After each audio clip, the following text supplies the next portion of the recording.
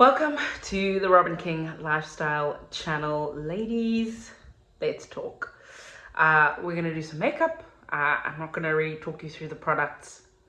I just need to hang with you for a bit, and we need to talk about the fact that I'm wondering if we've inadvertently fallen into some toxic femininity. Let me give a little preface. I wrote a poem and I put it on Instagram and I put it on WhatsApp stories, and it was called A Poem in Defense of Masculinity. I'm gonna read it for you. But there were quite a few comments, questions, and it seems that what has been heavy on my heart is a conversation we need to have. So this is conversation one. Please like and subscribe so that you know when the next part of the series comes up. We're going to talk about this topic with someone who's single. We're going to talk to a married lady, and we're going to talk to a gentleman as well, and then we're going to see how we roll. We may have quite a few conversations. And so if you do have comments, queries, questions on each video, put those in the comments below. I warn you, if you're coming to troll, I will simply block you. This is a conversation that we're opening up. We're opening up a conversation. So ladies, let's talk. Let me read that poem for you, and then I'll start doing makeup and we can chat. So it goes something like this. My love, the years have worn on your manhood and it shows. But for the first time, instead of seeing that it shows on you, I'm seeing that it shows on me and on the women who've touched your life. I see it in the dismissive smirks, in the tantrums and the withdrawal, disguised as guarding our hearts. I see the scars in our inability to hear you, in our lack of compassion, in our demanding that you give us more than everything, continually, even after you're dead. My heart is heavy from the seeing, from the glaring into the eyes and hands and hearts of my sisters and myself. I'm tired of us. I'm tired of this fight we fought to be better than you, more than you, altogether other and the same as you at the same time. It's exhausting. When will we feel safe enough to let you live free? When will we have tasted enough power to simply let you lead? When will we get to the place where we are tired of trying to be you so that you can be you? I ask that without really wanting the answer from you. I want us women to answer the question. I want us to give an account, to bear witness.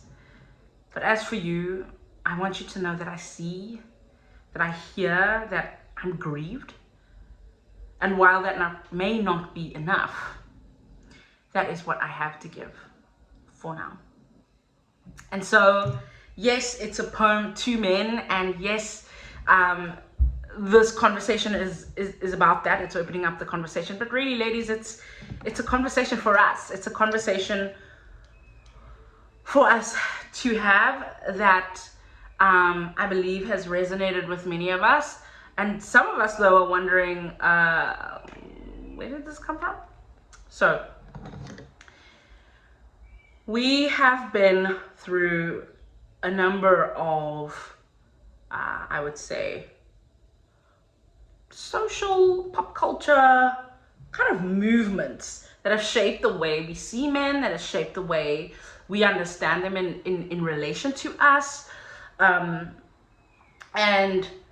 I guess from sort of the 90s, noughties, we see the beginnings of the caricature of the deadbeat dad. Of course, in the TV space, the African American or the black man has often been just either a gangster or just, yeah, not okay. So we get the deadbeat dad coming in the form of Homer Simpson. And we move forward through, men trying to embrace this softness, their feminine side. We head into being a metrosexual and women applauding that in the noughties. And then we, and everything becomes about the antithesis of being butch, the antithesis of being the camel man, which we had in the advertising in the sort of 80s. And then we move into a space of the men are trash movement. And we have of late, post that, just on the YouTubes, the manosphere emerging with men speaking to women, men speaking to each other, and finding their own voice in the midst of really, over the years, in effect, even if that wasn't the intention, in effect, being silenced, trying to find their identity, trying to, not step on women's toes and still be masculine and figure out what that means. And still kind of find their way around, well, actually do still, for the most part, they want to be with women if they're heterosexual. And there is still this thing of family. And I think what concerns me at the moment is this. Those movements, they may be warranted, for sure, we can talk about that. They may be rooted in an aspect of truth. But what I'm seeing is that from our side, even if we haven't faced some of these things, abuse, neglect, all of these things, we've allowed these movements to shape our understanding and our expectation of every man we meet. Whether they are deadbeat or not, whether they are, trash or not, we subtly come to the party with that preconception. Okay, so what do I mean?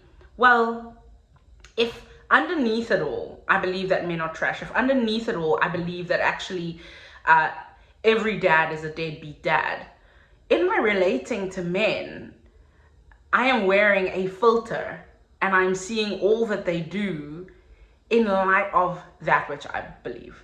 Now, disclaimer, I'm coming from a biblical worldview. So if that's not where you're coming from, some of this might be like, I don't really know where she's getting this from. So just know it's a biblical worldview. Those are the concepts of right and wrong, of the traditional family that I'm gonna sort of hark back to, and the fact that ultimately we live for God.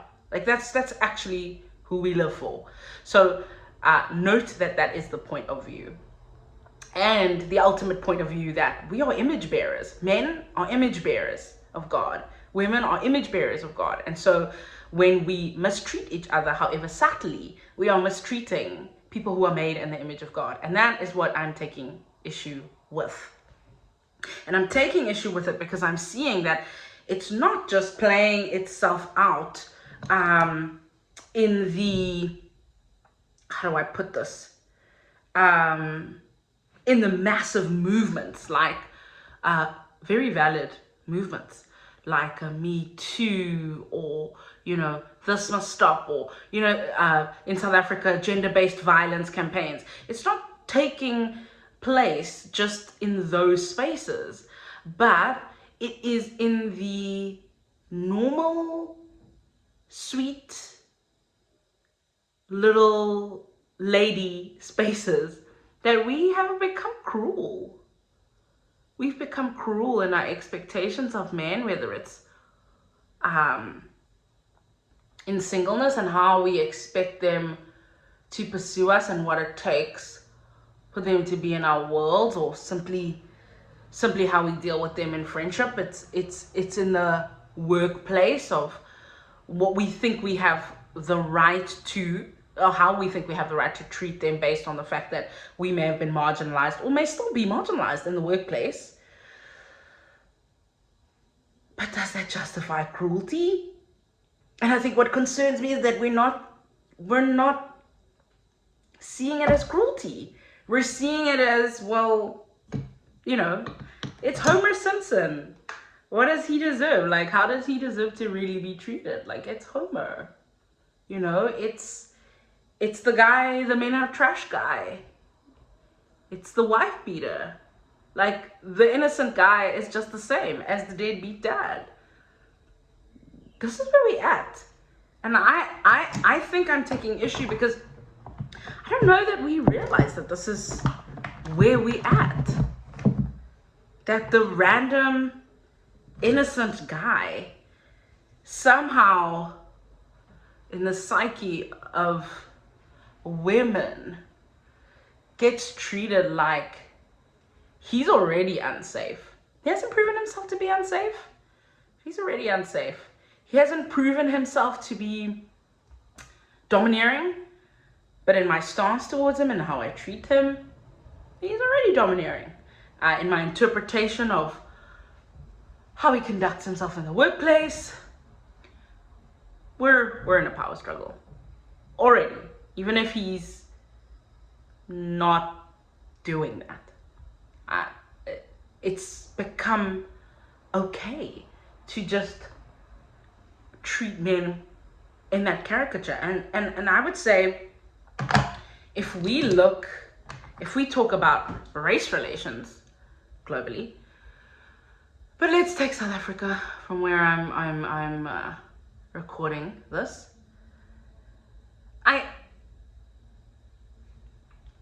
White South Africans would say they don't want to be treated as if they were the perpetrators of apartheid. They don't want to be off the bat seen as that. They want to be seen as people. They want to be treated as people. People of color, especially in the workplace, would want to say, don't put me in a box. Treat me as a person. Acknowledge me for who I am, what I'm bringing to the table, my experience.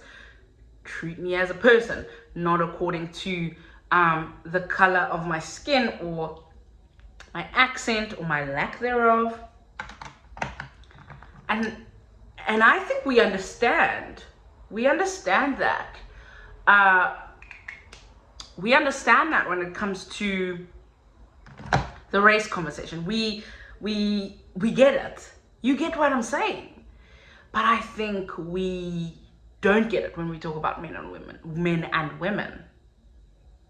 We don't get it. It's totally fine. Like, it's become so ingrained, these,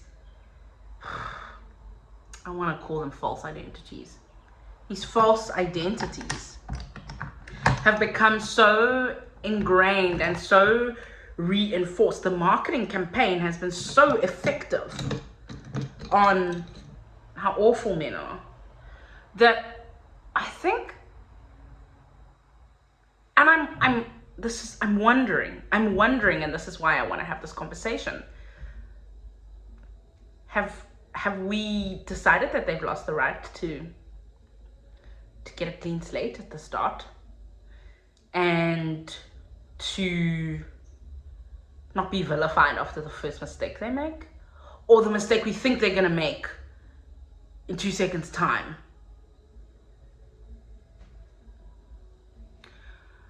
So this is what I want to talk about. I am not coming to you with the answers.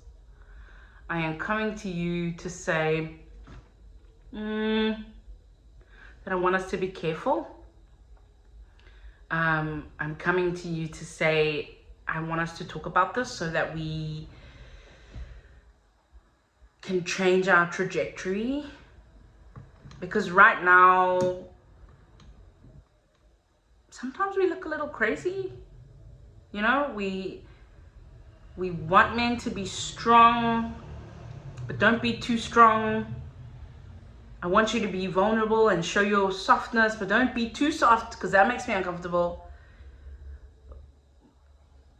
What do we need? What do we need? And like I said in the poem, like, when is it enough?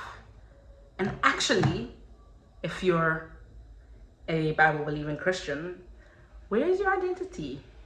Where is your identity? And as we chat to people, as we have this conversation, as I'm putting this out there, I am putting myself under the magnifying glass just as much as you. When I say I'm tired of us, I include myself in us. And am I coming across a little bit aggro? Maybe. But it's more passion and concern and a desire for us to live well together, to have godly relationships, friendships, dating, marriages, colleague relationships. That is my heart. That is my passion.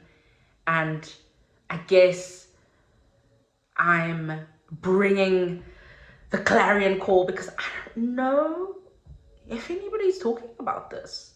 I think we've begun to talk about femininity. And reclaiming that. We've begun to talk about